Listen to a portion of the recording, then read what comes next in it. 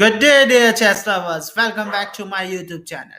Today, I will be showing you a very fascinating game where Magnus Carlsen lost in just 23 moves against Anish Giri. This game back was played in 2016 Norway Blitz Cup, and with the white pieces is Anish Giri and with the black pieces is Magnus Carlsen. So without any delay, let's start the game here. White here responds with one e4 and Carlsen replies one e5. White plays knight f3, attacking the e5 pawn. Black plays knight c6, guarding the e5 pawn, and white played bishop b5. This is known as the Rayleigh phase.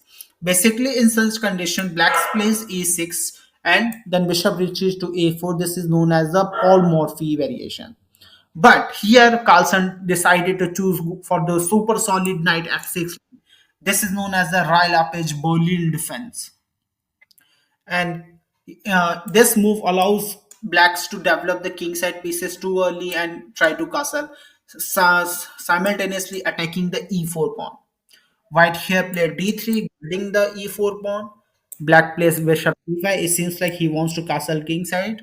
Okay, white decided to capture the knight here and black recaptures. It seems like black has two doubled pawns on the c file and it seems like it's a weakness, but black has some compensation. He's having a bishop pair. So both the players are having their advantage in their own right. Here Giri played knight d2, bishop e6, and white castles. Black played knight d7, knight b3, attacking the bishop. So the bishop retreats on b6. And here Anish Giri tried to go a little bit aggressive and played knight g5. The simple idea behind knight g5 is to wants to capture the bishop on e6 and again doubled up the pawn structure. So it would be a very bad for Carlsen if he also have a double pawn on c file and the e5. So Carlsen decided to capture the knight on b3 and a takes b3. Carlsen played queen c7. He is still insisting and not showing his trump card that where he wants to castle. Either he can castle king side or queen side. Carlsen is very universal type of player.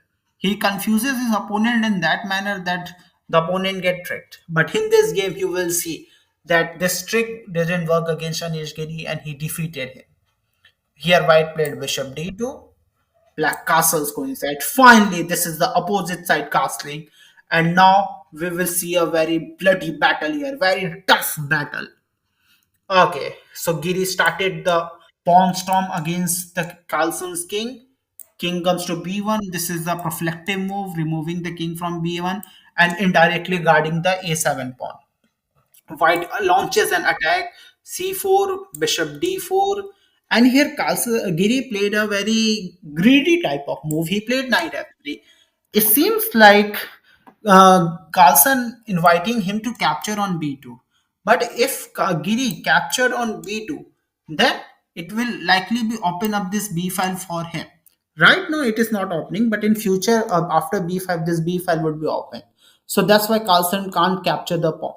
So he played knight f8. He wants to bring the knight to the central square. And here Giri go for the direct kill, queen a4, threatening queen takes a7. So Carlsen was forced to play a6, b5. It seems like Carlsen has no defense. Giri's attack is brutal. Okay, so all Carlsen can do was to capture, c takes b4, and queen d7. A nice cheeky move here. He's thinking that if he captures, then Carlsen will exchange the queen and the attack will be gone. But Anish Giri saw the future. He has the ability to saw the future in this game, and still he captured the pawn on a6, inviting Carlsen to be getting a queen exchange. It seems like the attack is gone and the position is equal, but you will see with the less pieces also Giri will just finish up the Carlsen.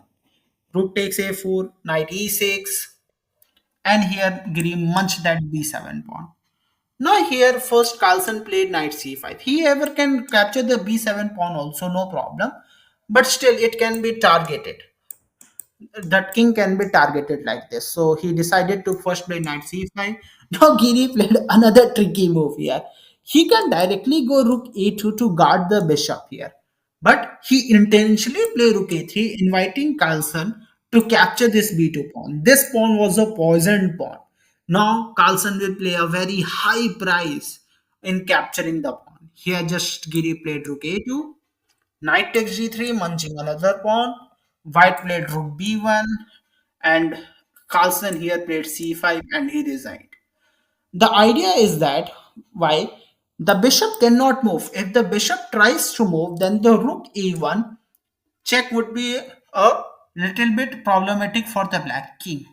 Or let's take an example that here if white played knight e1, then we are removing the knight, means removing the defender and forcing the, means we need to capture the bishop here. Let's suppose take an example, he captures, okay? Then what we will do, first we will be capturing this bishop and now we are threatening this, and if he protects from it, then we capture the knight. And Giri is a piece up. So that's why here Carlsen resigned. I hope, my dear chess lovers, you enjoyed this game. Please like this video and subscribe the channel for upcoming videos. Thank you. Goodbye.